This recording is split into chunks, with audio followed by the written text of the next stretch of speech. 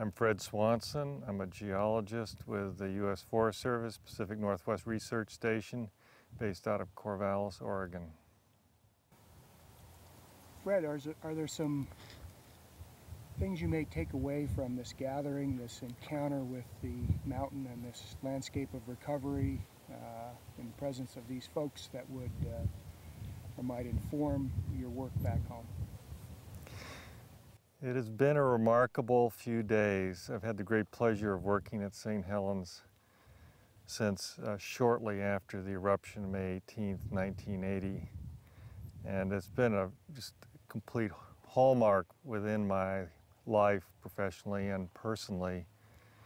Unlike some of the biologists who had felt loss at the volcano, the loss of the trees or the loss of lakes and water quality and fish populations in lakes.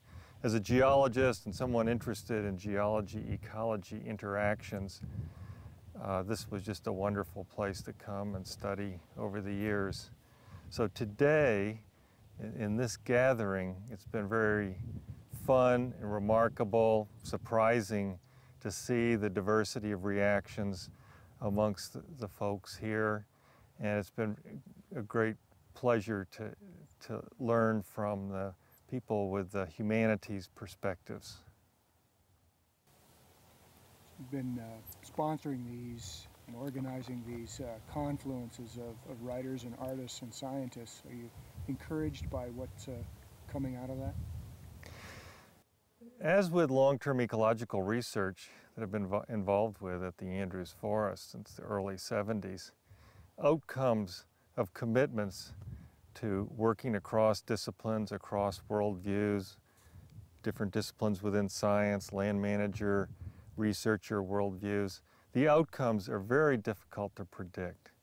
But given the amount of enthusiasm and the energy and just sparky ideas coming right off the bat here in these collaborations, I'm very encouraged and excited to see what comes from these collaborations.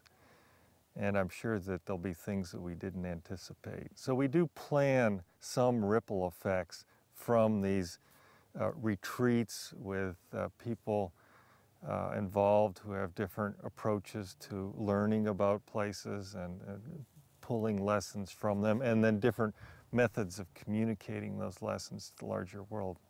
We do plan some of these activities, such as the public performance at the end of a retreat, and maybe some anticipation of what written products, written outcomes will be like. But I'm sure there'll be lots of things that we just can't imagine today, and that's often the most exciting stuff. So long term, that idea of time keeps coming up in the discussions. Say anything about that? Well, long term and the changes over time are just really critical in the work in science and in the humanities, and understanding the lessons from a place such as this.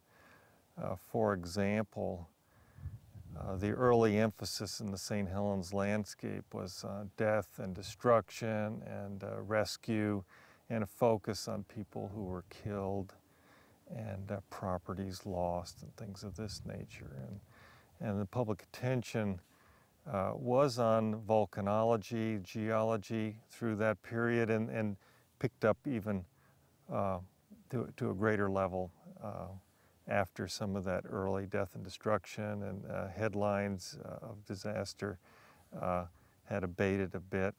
And then the ecological story has begun to unfold, as we can see around this landscape, and especially as we can hear from people who were here in the early days as visitors or as scientists doing their thing as they visited.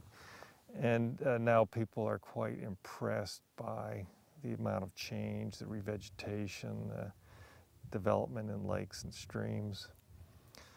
Now maybe we're at a point where we're ready to move a step further and be more explicit about the cultural lessons, the lessons drawn through the methods of the humanities, through the poets, philosophers, essayists, how those folks with their views and their skills learn from this landscape. So maybe as a society of this bioregion, we can strengthen our volcano culture, our perceptions of a relationship to nature in this really amazing landscape. And central issues have to do with change and the persistence of life, even in areas that have been severely modified by events such as the eruption of Mount St. Helens, major wildfire, things of this nature.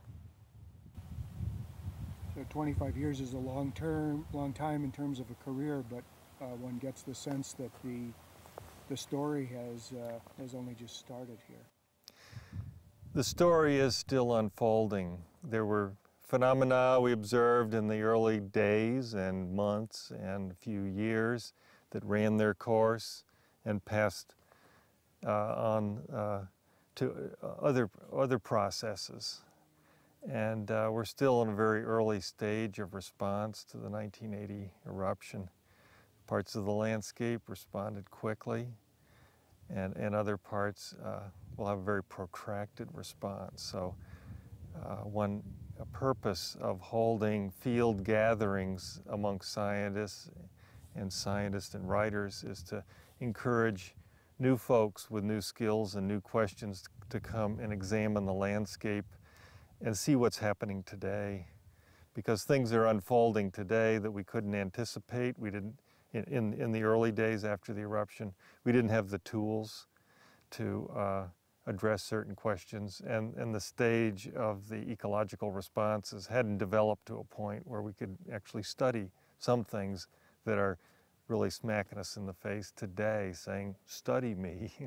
For example, the controls of groundwater and surface water patterns on the development of plants and animal communities in front of the volcano or out in this part of the blast zone about 7 miles from the crater.